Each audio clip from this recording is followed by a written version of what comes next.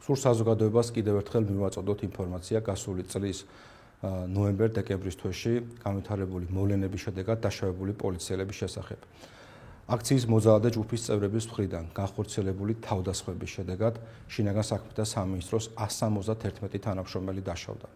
მათ შორის იყო ქალაქ თბილისის პოლიციის დეპარტამენტის დიდუბე ჩუღურეთის მთავარი სამმართველოს უფროს დეტექტივი გიორგი ზაბახიძე.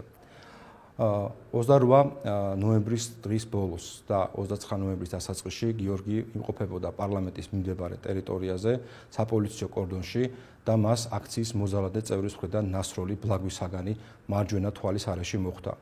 ბლაგვისაგნის მოხვედრის შედეგად იგი წაიქცა და მას დასჭირდა სამედიცინო დახმარება. გიორგის სამედიცინო დახმარება გაეწია როგორც საქართველოში, ასევე საზღვარგარეთ, მათ შორის რამდენიმე წამყვან კლინიკაში.